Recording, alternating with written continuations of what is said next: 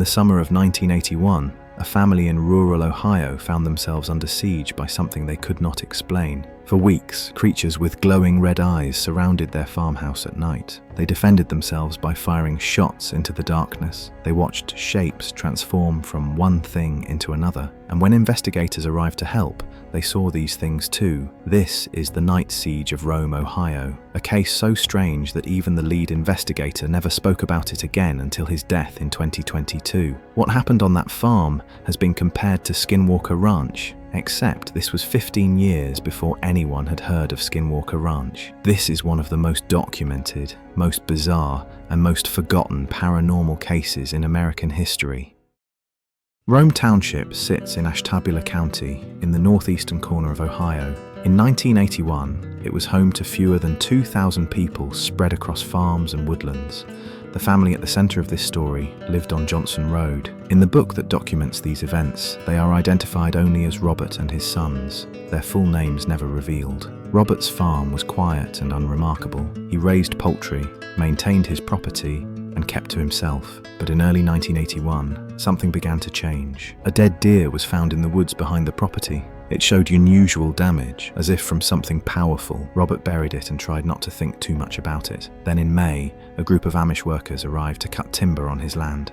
They brought 600 pounds of horse feed for their animals. The next morning, every bag had been damaged. It looked like something strong had interfered. The Amish continued working. But one day, Robert heard shots from the woods. When the workers emerged that evening, one of their horses showed signs of injury. Robert asked what happened. The Amish said they had been defending against threats. They did not come back for their equipment for over a month.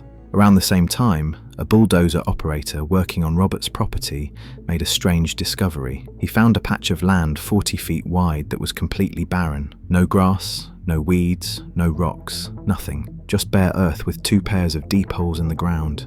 No one could explain what had made them. Then Robert's animals started to disappear. 4 ducks and a chicken vanished from the property. When Robert found their bodies in the tree line, they showed severe damage. Robert buried them quietly. He did not tell his family, but the strangest warning came from his 16-year-old son. About a year before the summer attacks began, the boy had woken up screaming in the middle of the night. He swore he had seen a face, a creature's face, staring at him through his bedroom window. Everyone dismissed it as a nightmare. They would not dismiss what came next. Late on the night of June 25th, 1981, Robert and his sons heard their ducks making noise in the front yard. Robert grabbed his flashlight and stepped outside. There, just beyond the beam of light, he saw a shape. It was massive, moving on all 4s, and it had 2 large red eyes that seemed to glow in the darkness. Robert ran inside, grabbed his shotgun, and defended himself. The creature made a sound, one Robert would never forget. Then it stood up. On 2 legs, it rose to a height of 7 or 8 feet and ran across the field at high speed, disappearing into the tree line. Robert and his boys did not sleep that night. The next night, around 2 in the morning, Robert was watching television when his dog started barking outside. Then the barking stopped, and the dog began to whimper. Robert grabbed his flashlight and went to the back door. He found his dog trying to dig a hiding place under the lawnmower,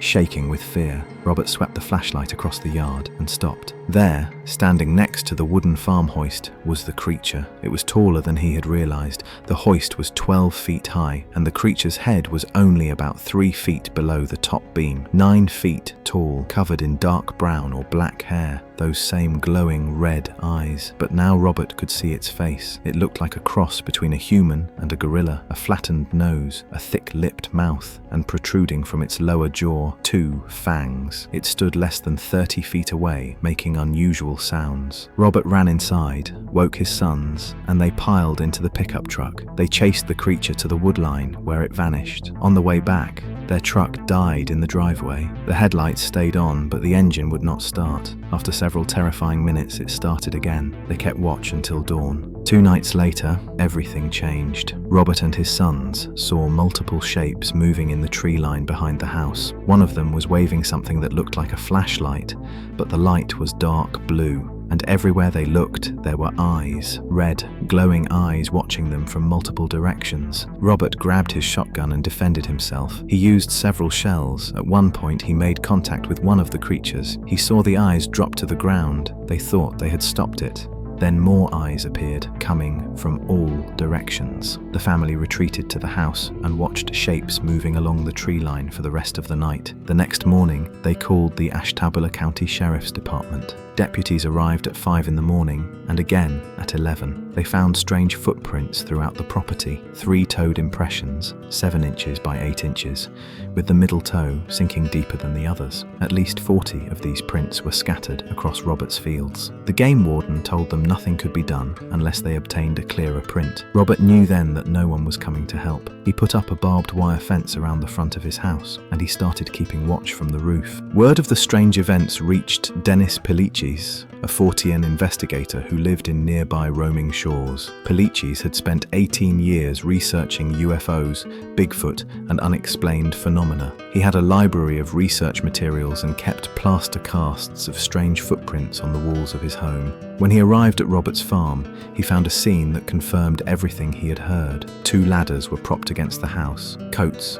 flashlights, and coffee cups sat on the roof where the family had been keeping watch. The yard was littered with spent shotgun shells. Pilicis introduced himself simply as a local person interested in what was happening. He did not mention his research background. The family told him everything. Soon, other investigators joined. Willard McIntyre from the Marson Group in Maryland arrived on his way to investigate Bigfoot reports at Mount St. Helens. James Carnes came from nearby Mecca, Ohio. Later, Larry Peters, an expert in cattle mutilations, joined the team. On the nights of July 6th and 7th, the investigators witnessed the phenomena themselves. Dennis Pilicis later wrote, "The best sighting we all had was when 3 sets of big red glowing eyes were observed. The bigger creature was over 12 feet tall. The flashlight beam was right on it. Black hair could be seen shining in the light. Everyone defended against it. All the creature did was turn sideways with a strange sort of motion and move out of the flashlight beam. The actions did not appear to have any sort of effect at all. The creatures were not the only strange things witnessed that summer."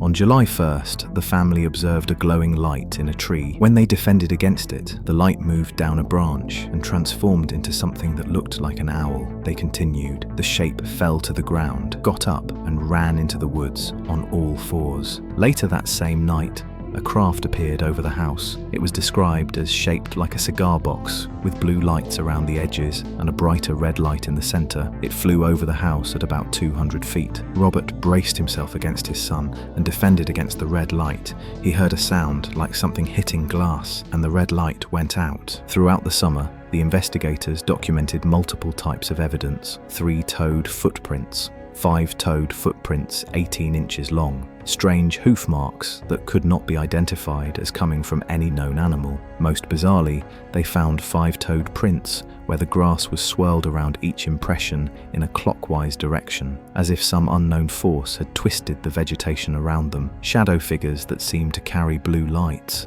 creatures that could seemingly absorb gunfire without effect, objects in the sky that responded when shot at. Nothing made sense, and yet there were more than 15 witnesses, transcribed police reports, and photographs of the physical evidence. In a final attempt to capture evidence, the investigators set a trap. They staked 3 live rabbits in an open field that Robert had ploughed specifically for this purpose. A tape loop of animal sounds played to attract whatever was out there. That night, they watched as 6 pairs of glowing red eyes appeared at the edge of the woods, watching the rabbits, but never approaching. The next morning, 1 rabbit was gone. The milk crate it had been tethered to was found on its side, and the 1,200-pound test parachute cord that had been used to tie it was broken in 2, not untied, not chewed through, broken, as if by strong force. Around the trap site, they found 5-toed footprints pressed deep into the soil. The events continued through August, then gradually decreased. Dennis Pilicis published his findings in a small booklet called Night Siege: The Northern Ohio UFO Creature Invasion in 1982. The book had a foreword written by Dr. Berthold Erich Schwartz, a psychiatrist who had completed a fellowship at the Mayo Graduate School of Medicine and contributed over 100 articles to professional journals. His involvement lent credibility to a case that would otherwise seem impossible to believe. But Pilicis never followed up on the case. For over 40 years, until his death in 2022, he remained silent about what happened in Rome, Ohio. Some researchers speculate he discovered something that made him doubt the case. Others believe he was simply traumatized by what he witnessed. The truth is, we may never know. Robert's identity was never revealed. The farm's exact location remains unknown. The original tapes and photographs have never resurfaced. All we have is the testimony preserved in a book that went out of print for decades. A family under siege, creatures that defied explanation, investigators who saw things they could not explain, and a summer in rural Ohio that remains one of the strangest chapters in American paranormal history.